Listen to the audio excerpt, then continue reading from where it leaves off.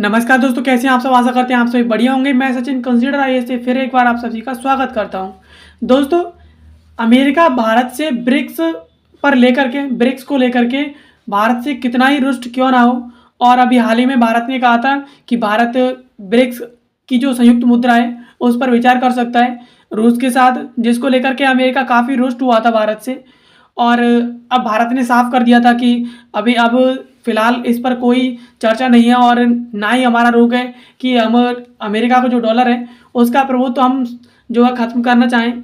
और अभी तक ब्रिक्स की करेंसी पर कोई विचार नहीं है, लेकिन सभी देशों ने ब्रिक्स के देशों ने कहा था कि ब्रिक्स की करेंसी अगर जारी होगी तो इससे ब्रिक्स के देशों को काफ़ी फायदा होगा, और अमेरिका का जो डॉलर है उसका कहीं ना कहीं वर्चस्व डाउन होता जाएगा।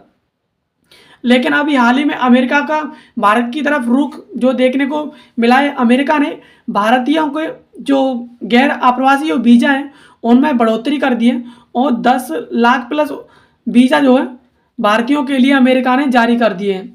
और इससे कहीं ना कहीं जो भारतीय छात्र हैं जो अमेरिका में रह करके पढ़ाई कर रहे हैं उनके लिए बहुत फ़ायदा है, और कहीं ना कहीं पैसेंजर्स को भी इसमें बहुत ज़्यादा फ़ायदा मिलने वाला है। तो चलिए इस न्यूज़ को इस वीडियो में पूरी तरह से समझ लेते हैं। पहले बात करें खबर की, तो खबर है अमेरिका ने भारतीयों को दी सौगात, 10 लाख से अधिक गैर आप्रवासी वीज़ा जारी किए, और इससे छात्रों को सबसे ज़्यादा फायदा है। ये है खबर जिसको लेकर के ये टॉपिक चर्चा में आया है।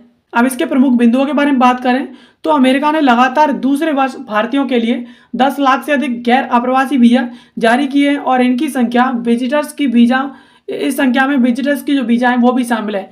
यानी अमेरिका ने लगातार दूसरे वर्ष भी 10 लाख से अधिक वीज़ा जारी किए हैं, जिनमें जो घूमने वाले हैं उनके भी वीज़ा शामिल हैं और छात्रों की वीज़ा भी इसमें शामिल है। भारत में अमेरिकी दूतावास की ओर से जारी बयान में कहा गया कि वर्ष 2008 और 9 शैक्षणिक सत्र के बाद, यानी शैक्षणिक वर्ष के बाद वर्ष 2024 में अंतर्राष्ट्रीय छात्रों को भेजने वाला शीर्ष देश बन गया है। यानी भारत अमेरिका में जिस तरह से पढ़ने वाले छात्रों को भेजता है उन देशों में शीर्ष देशों की श्रेणी में आ गया है। अब गैर आप्रवासी वीज़ा क्या होता है उसके बारे में समझ लेते हैं। तो कुल मिलाकर 3,31,000 से अधिक छात्र अमेरिका में पढ़ रहे हैं, और गैर आप्रवासी वीज़ा उन विदेशी नागरिकों के लिए जारी किया जाता है जो अस्थायी रूप से अमेरिका में प्रवेश चाहते हैं। और इसके अतिरिक्त भारत ने लगातार 2 वर्षों तक अंतर्राष्ट्रीय स्नातक छात्रों के सबसे बड़े योगदानकर्ताओं के रूप में अपनी स्थिति को बनाए रखी है।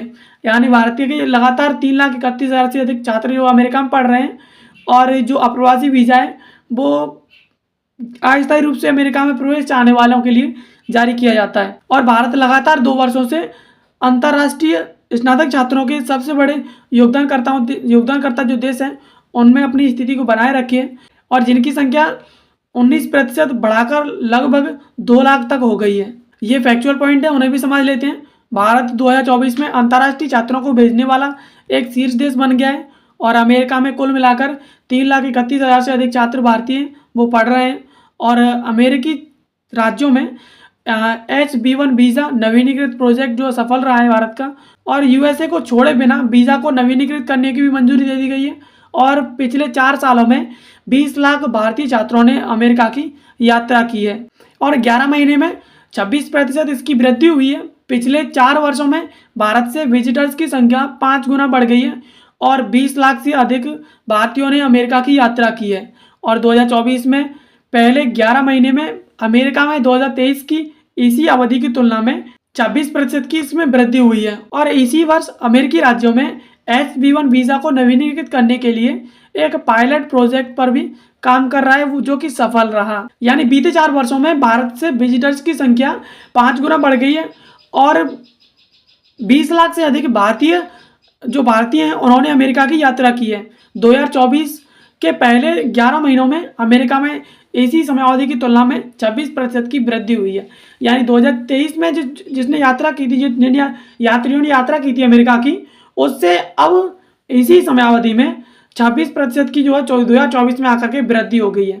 और इसी साल अमेरिकी राज्यों में H-1B वीज़ा को नवीनीकृत करने के लिए एक पायलट प्रोजेक्ट पर भी देश काम कर रहा था, जो कि अब सफल रहा। और बिना अमेरिका को छोड़े वीज़ा नवीनीकृत करने की भी इसमें अनुमति मिल गई है। राज्य विभाग 2025 में औपचारिक रूप से यूएस आधारित नवीनीकरण कार्यक्रम स्थापित करने के लिए काम कर रहा है और जिससे बड़ी संख्या में भारतीयों को लाभ होने की उम्मीद है।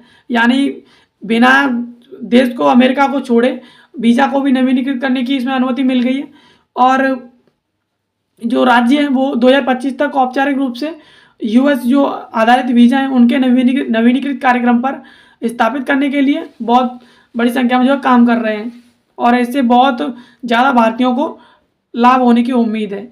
50 लाख से अधिक भारतीयों के पास गैर अप्रवासित वीज़ा है।